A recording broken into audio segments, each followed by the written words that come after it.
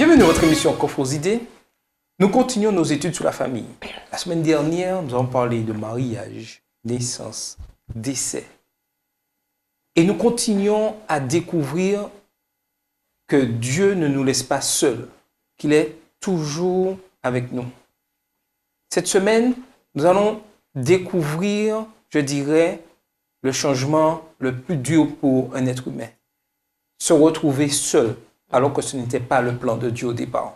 Et nous allons discuter avec Widjiz, Harry, Naomi, Makis et Carole. Et Naomi nous fera la prière. Seigneur Jésus, nous te remercions infiniment pour cette opportunité que tu nous donnes de pouvoir parler autour de ta parole, Seigneur, pouvoir aussi fortifier nos liens, que tu puisses nous aider à trouver les mots, à pouvoir bien expliquer, Seigneur, ce que tu as à enseigner aujourd'hui, Seigneur. Donc merci pour tout ce que tu fais pour nous, soit avec chaque intervenant ici sur ce plateau. C'est en ton nom que je prie. Amen. Amen. Amen. Lorsqu'on prend les Écritures, dans Genèse 2, verset 18, Dieu dit « Il n'est pas bon que l'être humain soit seul. Je vais le secourir en lui faisant une sorte de partenaire. » C'est la version Bible français courant. Dieu, lorsqu'il créa l'homme, l'homme était tout seul. Il a vu qu'il n'était pas bon qu'il soit seul. C'était quoi le problème? Pourquoi? Parce que tous les animaux avaient un partenaire, sauf l'homme. Il fallait bien que l'homme soit aussi complet.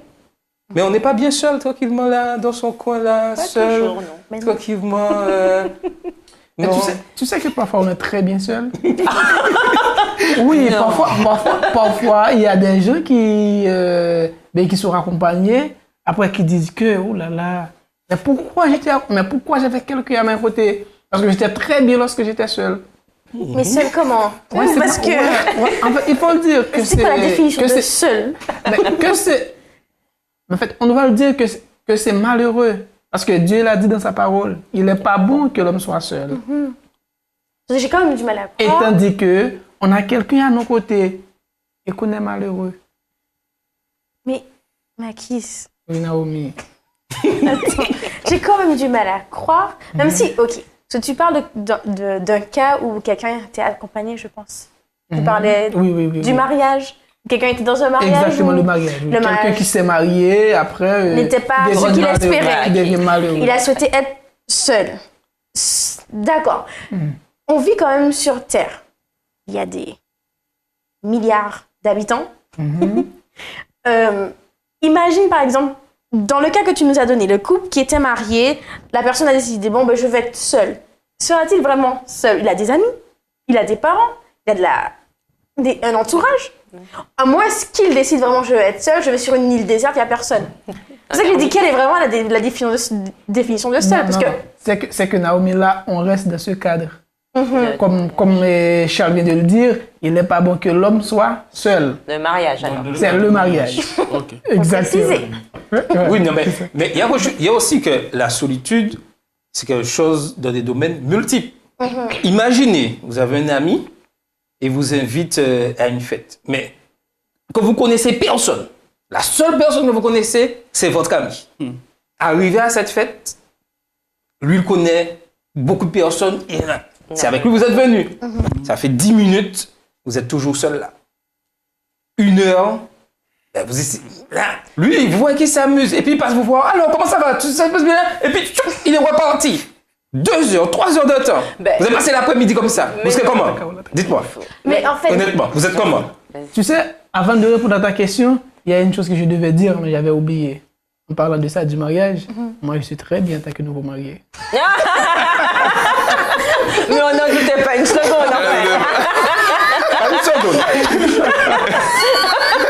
Donc, revenons. Alors, Voilà une digression bien joyeuse. vous serez comment? Alors, En fait, oui, excuse-moi. Le cas que je vois où tu veux en venir, Charles. Maintenant, la personne se sent seule, mais est-elle seule?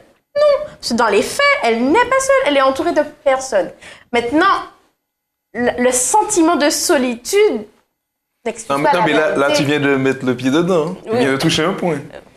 On peut très bien se sentir très seul en étant entouré. Ouais.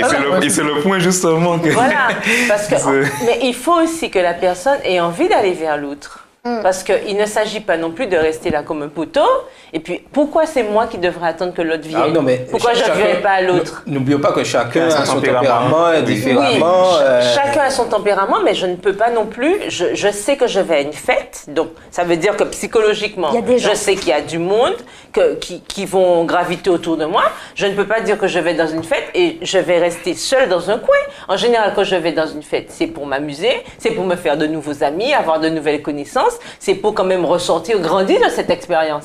Donc, si je sais que de toute façon, je suis là j'ai l'habitude d'être là comme un poteau, pourquoi je vais à cette fête? Attends, mais tu as oublié l'aspect que j'ai été invité par mon ami Oui, mais- et qui à aucun moment s'est occupé de moi. Oui, mais ton Il m'a ami laissé t'a là comme invité. ça. Ton ami t'a invité, mais pas pour rester t'intégrer.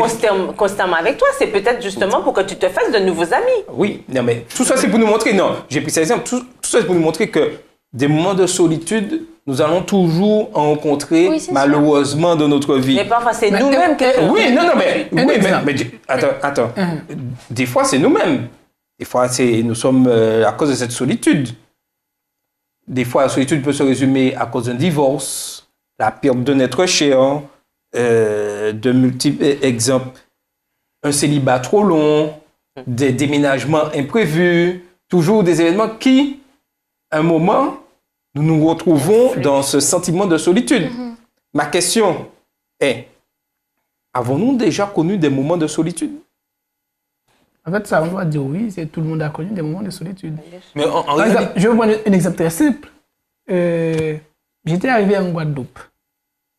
Mais là, je ne connaissais personne quand je suis arrivé. Mais je dois vous dire que c'était vraiment difficile pour moi. Non, mais j'ai une question pour toi. Mhm. Qu'est-ce qui a permis que tu puisses tenir dans ces moments de solitude? Puisque tu es avec nous là. Ah non, mais là, c'est autre chose. Non, mais là, c'est autre chose. Hein? Parce que je te dis que je suis arrivé et que je connais personne. Comment tu as fait? Tu t'es fait des amis après ou pas? Mais après, Ben voilà. Oui. Donc, tu Oui, n'es mais- pas resté mais- dans mais- cette mais solitude. qu'est-ce qui t'a poussé? Qu'est-ce qui t'a poussé? mais pendant ce moment-là, ouais, je dois vous dire que c'était vraiment difficile pour moi. Avant que tu ne te fasses des amis. Ah, voilà. Mais quand tu as compris que la solitude, tu n'étais pas obligé de rester dans cette solitude, tu as commencé à aller Exactement. vers les autres. Voilà. Voilà. Non, mais là où je veux surtout nous amener, que nous aurons certes ces moments de solitude, des fois à cause de notre péché, nos erreurs, nos choix, nous amènent des fois à des moments de solitude.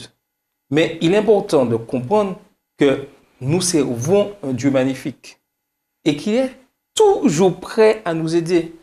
Et une des promesses que j'aimerais partager avant de donner la parole à Widjiz se trouve dans le psaume 72, verset 12, où Dieu nous promet quelque chose de magnifique. Qu'est-ce qu'il nous dit? Psaume 72, verset 12. Car il délivrera le pauvre qui crie et le malheureux qui n'a point d'aide. Il aura pitié du misérable et de l'indigent et il sauvera la vie des pauvres. Tout ceci pour nous dire que Dieu sera toujours là. Et il s'attend que nous puissions lui demander de l'aide. Et tu sais, ce qui est malheureux dans ça, c'est que Dieu est là, mais c'est comment sentir sa présence. Tout à fait. Oui, Widjiz. Oui, en fait, j'ai une question par rapport à la solitude. Est-ce que la solitude, on doit la considérer négativement seulement?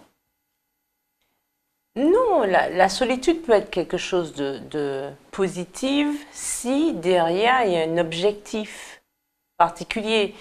Par exemple, j'ai besoin de passer un moment particulier avec Dieu, j'ai besoin de... Mais il ne faut pas que ça dure en fait. C'est quand ça dure que ça devient problématique. Si j'ai besoin de passer un moment avec Dieu, je peux effectivement me retirer un moment, voilà. Mais c'est, comme je dis, un moment. Il ne faut pas non plus que 365 jours dans l'année, 7 jours sur 7, 24 heures sur 24, je sois constamment dans un état de solitude. Ce n'est pas possible parce que Dieu nous a créés pour que nous puissions vivre en communauté. Oui, mais attends, mais nous avons l'exemple de Moïse Il était dans le désert 40 ans. C'était dans un objectif. Il était dans le désert 40 ans, il était seul. Non, il n'était pas seul. Dieu était avec lui. Non, mais quand Tu je veux dire, il n'y avait pas d'autre humain? Oui, il n'avait pas d'autre humain, il était seul dans le désert. Donc des fois, la solitude peut...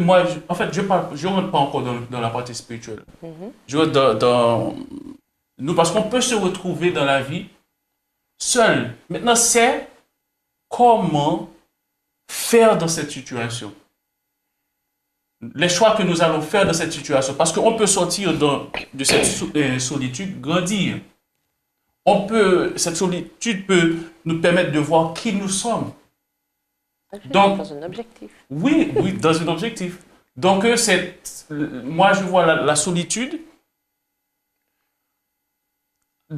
pas dans un sens négatif totalement. Après, si je peux réagir, je te rejoins sur le fait qu'il n'y a pas que du négatif. Qu'il n'y ait pas que du négatif dans la solitude.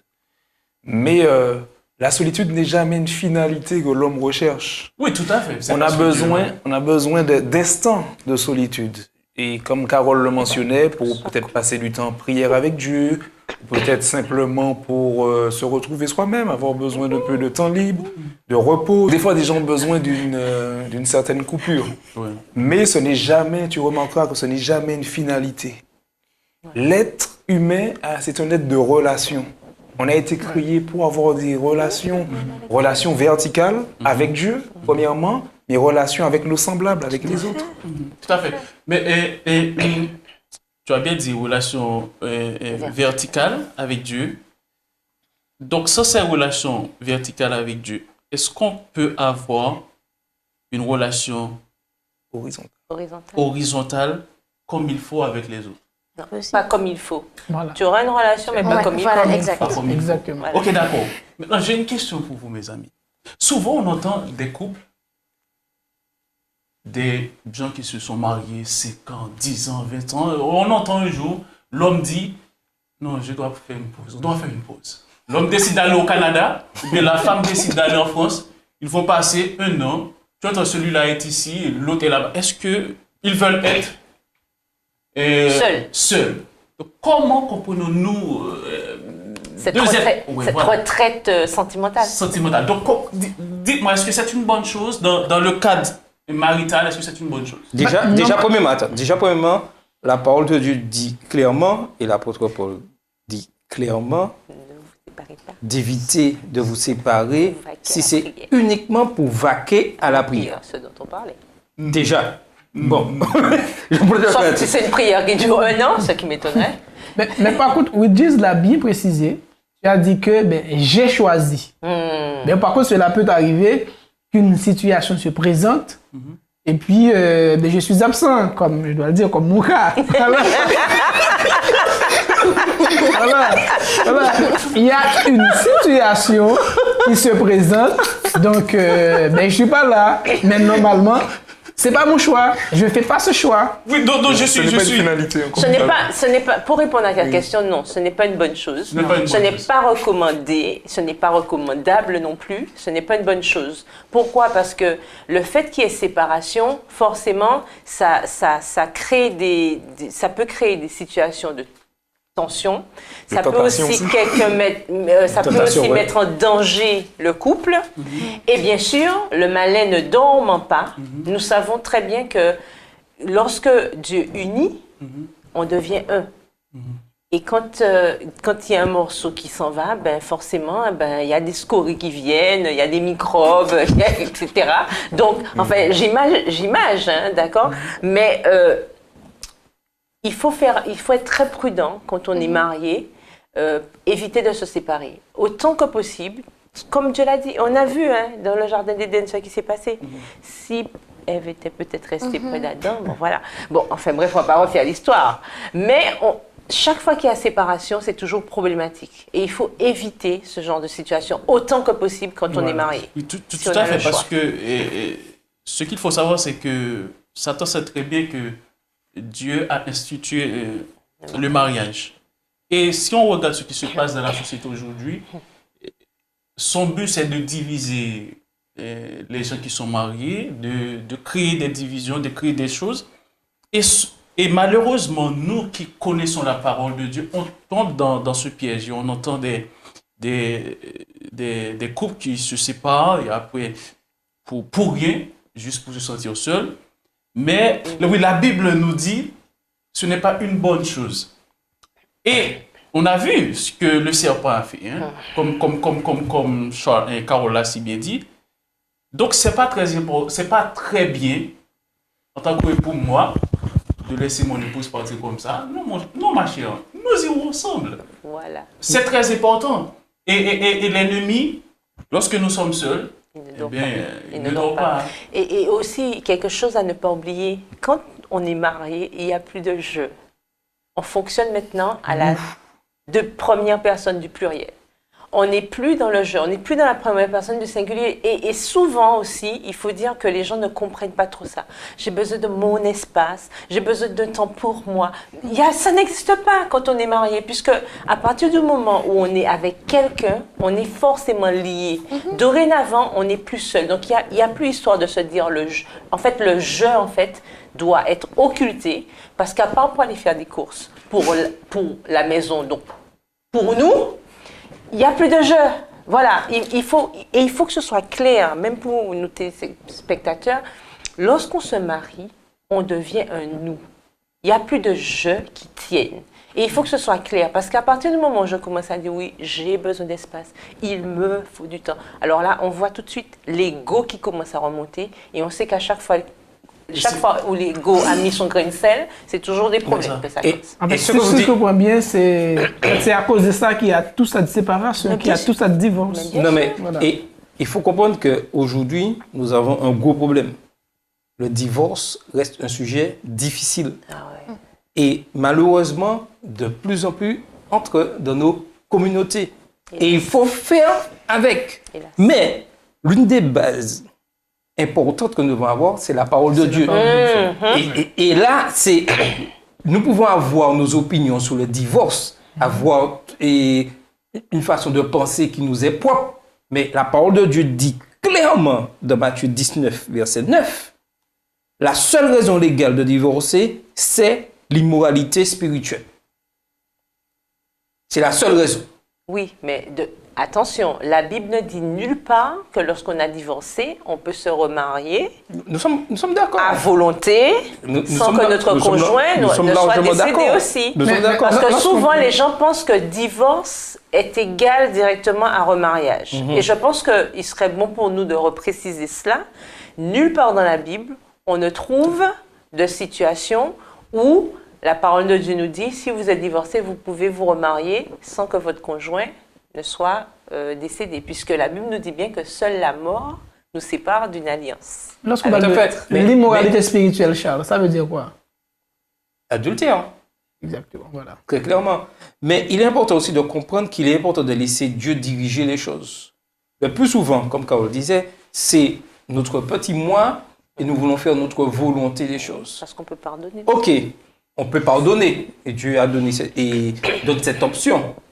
Et aussi, si je dois vraiment me séparer pour toujours adultère, puisque c'est le seul motif légal de séparation, il est important que je puisse me laisser Dieu diriger ma vie. Mais nous remarquons aujourd'hui que, à cause du péché, de multiples éléments viennent, je dirais, perturber le mariage. Et Dieu nous dit que même si ça arrive, il faut que nous puissions respecter sa parole. D'accord, mais par contre, on a des cas extrêmes où la vie, par exemple, d'une femme est en danger. Ou d'un homme. Oui, ça, c'est une réalité. Ou d'un homme. Ce sont des choses qui sont assez courantes de nos jours. Tout à fait. Où des femmes sont menacées de mort, frappées, oui, je suis maltraitées. Je partage ton avis. Après, je ne viens pas sur la question du divorce. Non. La question que je me pose, c'est est-ce que cette femme-là doit rester sur... Non, du tout. Mais non, avant de répondre, parce que c'est vrai, elle ne doit pas. C'est notre avis, c'est mon avis dessus. Mais il est important de comprendre qu'avant, et c'est lorsque nous avons vu la leçon 2, les choix que nous faisons ont toujours des conséquences. Et le plus souvent, lorsqu'on fait un petit diagnostic de la situation, ce sont des mauvais choix qui amènent à ce genre de situation. Mais il faut quand même traiter. Non. Bien Je n'ai sûr. pas dit non. Ouais, Non, tout à fait. avant de vouloir traiter, ensuite. Ensuite, faire comprendre, comme Carole dit clairement, que séparation, Dieu est toujours là. Mais qu'il y a des principes mis en place. Exactement. Pourquoi le plus souvent, je veux repartir dans une relation, je veux dire. Donc, c'est là important que, certes, Dieu ne veut pas que l'homme soit seul, mais aujourd'hui, avec le péché, la solitude est quelque chose qui existe et qu'il faut faire avec. Mais que Dieu est toujours auprès de nous, mais il faut que nous puissions respecter sa parole. Oui, Carole. Alors, juste pour éclairer un petit peu aussi, alors, pour répondre à Harry, clairement, non. Il n'est pas question que quelqu'un mette sa vie en danger par rapport à une alliance. Par contre, Dieu nous dit clairement, dans sa parole, que ce n'est pas la peine de faire un vœu à l'Éternel si on ne peut pas tenir ce vœu. C'est vrai que s'il y a un danger de mort, on ne va pas rester là, que ce soit un homme ou une femme. Ça, c'est clair. Par contre, l'importance, comme on disait la semaine dernière, de réfléchir avant de rentrer dans une relation, c'est là, c'est de là que ça part. Bien savoir et bien réfléchir et bien voir où on met les pieds. Parce que souvent, avant de se marier, il y a des indices, il y a des choses qu'on voit. On laisse conseils. passer, parfois on reçoit des conseils, on laisse passer aussi, et puis quand on est dedans, on est dedans. Maintenant, une fois qu'on est dedans, on n'a pas à y rester. Mais il faut savoir que quand on sort, il y a aussi des principes qu'il faudra respecter. Et souvent, c'est là que le bas blesse. On n'est pas d'accord pour tellement tenir les principes parce que, il faut le dire, on a des besoins. Une fois qu'on est marié, il y a des besoins qui se réveillent. Je ne vais pas rentrer dans les détails ici sur le plateau. Et souvent, on n'arrive pas... Mais il faut se dire que c'est à ce moment-là que Dieu devient notre source de salut, entre guillemets, parce que c'est là qu'il faudra s'accrocher et demander à Dieu de nous aider à supporter tout cela. Parce que, en fait, en quelque part, notre solitude va être la résultante d'un choix, de mauvais choix qu'on a fait au départ. Et comme on le disait il y a quelques semaines, souvent, on n'aime pas les conséquences. Oui, Jésus disait très bien, on n'aime pas les conséquences de nos choix. Or, tout choix a une conséquence.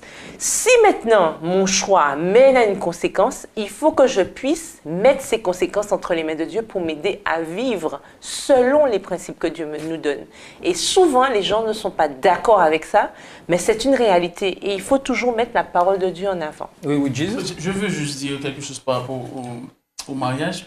Ça peut arriver parce que la semaine dernière, nous avons parlé de changement. Oui. C'est vrai, je peux dire mon épouse est merveilleuse aujourd'hui et puis demain, je ne sais pas ce qui se passe dans sa tête. Elle décide il y a un changement extraordinaire et elle décide de me frapper. Donc, en fait, il y a beaucoup de choses qui peuvent arriver dans le foyer, même si au départ, nous étions bien. Parce que ce qu'il ne faut pas oublier, c'est que l'ennemi est là pour mettre son grain de sel. Et c'est pourquoi, en tant que famille, en tant que couple, nous devons être soudés dans la prière. Soudés dans la prière. Parce que la personne peut être douce aujourd'hui, bien, puis demain, si Dieu veut, si elle lâche la main de Dieu, dans la maison, c'est un lion dans la maison. Très important ce que tu veux Donc, dire. c'est pourquoi, c'est vrai, on peut choisir, Dieu peut nous donner quelqu'un qui l'aime, mais si cette personne ne reste pas accrochée à Dieu, cette personne peut devenir une lionne ou bien, je ne sais pas, ou un lion dans la maison si nous ne restons pas accrochés, connectés à la source qui est l'amour, qui est Dieu lui-même. D'où l'intérêt de s'encourager mutuellement, spirituellement. Voilà. C'est très important. C'est que nous sommes tous différents l'un de l'autre. Nous avons chacun une histoire, chacun un passé. En fait, vivre ensemble maintenant, il faut le dire, c'est pas une chose facile. C'est un défi. C'est pas une chose. Voilà, c'est un défi à relever.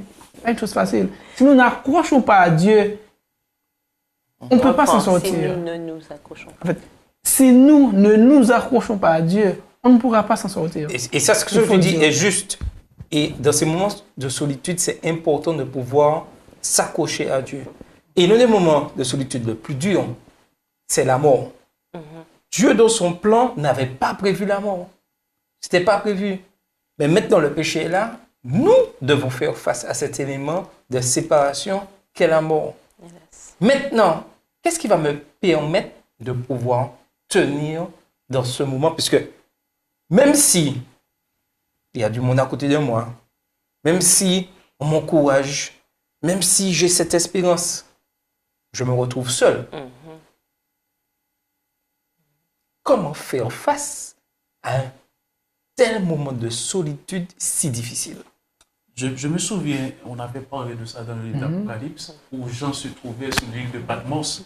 Et c'était, tu disais, Harry, c'était pas, il n'y avait pas de plage, il n'y avait pas, c'est peut-être pas une belle vie pour lui. Mais il a su tenir bon. Et malgré cela, il encourageait ses frères. Et c'est ça, il faut avoir, dès le départ, cette relation intime avec Dieu. Parce que nous tous, nous ferons face à des moments difficiles dans notre vie. Nous tous, dès que nous sommes sur cette terre, nous ferons face à des moments difficiles. Et puisque nous savons que nous ferons face à des moments difficiles, il faut se préparer déjà. Donc, comment se préparer? C'est de passer du temps dans la parole de Dieu, c'est d'avoir une relation intime avec lui. Donc, quand ces moments difficiles arrivent, nous pourrons dire comme Job, Dieu a donné, Dieu a ôté, que le nom de l'Éternel soit béni. Oui. Alors, vous savez, mon objectif, le seul objectif que j'ai, c'est de participer aux funérailles de la mort. Ah oui. Comme c'est bien dit. Et c'est ça notre espérance. Et c'est très important de comprendre que les funérailles de la mort vont arriver. Exactement. Et c'est une certitude. Yes. Voilà. Et c'est ce qui doit nous donner cette énergie de pouvoir faire face, je dirais, à cette mort, à ce fait que La mort nos êtres elle-même. chers sont endormis, que la mort sera vaincue un jour. Voilà. La Et dernière mort sera celle de l'amour. Tout à fait. Exactement. Et ça, c'est important d'avoir ça Et c'est ça dans notre notre force. esprit. Et l'objectif de comprendre que tout ceci va se terminer un jour. Et il faut aussi se convaincre, pour répondre à ce que tu disais, qu'on n'est jamais seul en réalité. Mais pour le croire, il faut travailler sur la foi. Il faut qu'on ait une foi immense. Comme quand on lit l'histoire de Job, qui perd toute sa famille en une journée, etc., et qui garde quand même cet espoir. Quand on a les amis de Daniel qui se retrouvent devant cette fournaise et qui se disent « Ok, Dieu peut nous délivrer, mais même s'il ne nous délivre pas, nous n'allons pas nous prosterner. » Mais pour avoir ce type de foi, il faut le travailler. Ça se travaille, ça se nourrit, et ce sont nos expériences avec Dieu qui peuvent nous aider à surmonter tout ça. Tout se surmonte avec la grâce de Dieu, mais c'est en amont qu'il faut le faire. Parce que c'est quand on a préparé les choses en amont que lorsque la situation arrive, nous sommes capables de faire face à cela et de se dire, moi j'ai une espérance, tu ne vas pas arriver à me décourager parce que je sais en qui j'ai cru. Ok. Et ça On arrive à la fin, donc Harry et Regis, vous terminez. Donc c'est vraiment ça, comme tu dis, qu'on appelle une foi inébranlable. Oui. Et Job, comme on dit, il avait cette foi qui était vraiment un pilier dans sa vie. Ça veut dire que même si tout s'est effondré à un moment donné pour lui, mais il savait qu'il pouvait compter sur Dieu, s'appuyer sur Dieu. Et c'est parce que cet homme, il avait une relation vivante avec Dieu. Il méditait la parole de Dieu, il communiquait avec Dieu, et nous devons entretenir notre relation avec Dieu au quotidien. Il ne faut pas penser que c'est lorsque l'épreuve arrivera qu'on sera fort pour tenir spirituellement. On se dit, oui, on m'avait parlé de Dieu autrefois, donc je suis fort. Non. Et c'est d'où l'importance de toujours chérir justement ce contact que nous avons avec notre Père Céleste. Mais j'aimerais quand même souligner quelque chose lorsqu'on traverse le deuil. Gloire à Dieu. Il nous a fait des aides de relation et il permet à autrui, il permet à quelqu'un de venir nous encourager, nous réconforter dans les moments difficiles. Et ça aussi, c'est important. Ça aussi, Dieu l'a prévu. Et pour ce qui concerne le deuil, il y a des étapes au deuil. Et lorsque les autres sont là pour nous aider, c'est encore meilleur. Lorsqu'on peut communiquer avec quelqu'un, s'exprimer dessus. Donc, il ne faut pas oublier ça aussi. On a le contact avec Dieu, il a placé également les autres Tout à fait. pour nous là accompagner, aussi pour accompagner, dans nos moments. mon expérience de deuil, pas resté seul. servira à quelqu'un d'autre, aux autres. Ouais, exactement. Et c'est pourquoi Dieu a créé l'Église. L'Église devrait être une famille.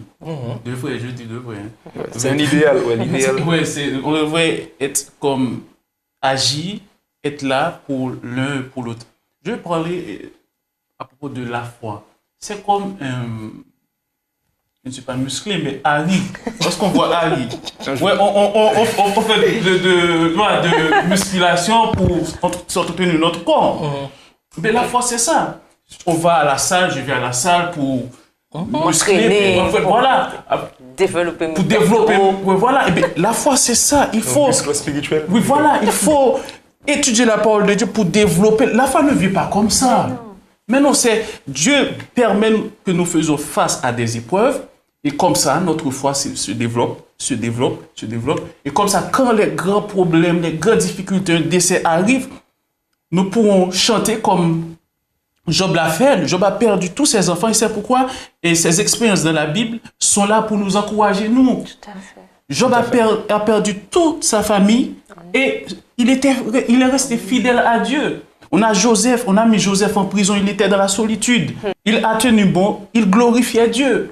Donc ça veut dire, mes amis, si vraiment nous passons du temps dans la parole de Dieu, c'est vrai, ça va être difficile, humainement parlant. Et il y a un fil conducteur. Donc, comme on disait, je répète encore, la foi ne s'improvise pas. Donc, on voit que les hommes, les héros de la foi que nous voyons dans la Bible, ils avaient déjà cette foi avant l'épreuve, ils l'ont eu pendant l'épreuve, tout à fait. après l'épreuve. Et ils se sont grandis. Exactement. La foi est devenue plus forte. Voilà, donc on a une base parce que c'est un don de Dieu, mais qui se développe. Nous aurons le temps de revenir dans des leçons à venir sur la perte de notre chair. Mais il est important aujourd'hui que nous puissions comprendre que nous trouvons notre compagnie principale en Christ. Amen. Il nous conduira vers une communion fraternelle chrétienne qui atténuera les sentiments de solitude qui nous assaillent. Et nous devons avoir cette certitude que Christ est toujours avec nous. Amen. C'était votre émission Offrez-y.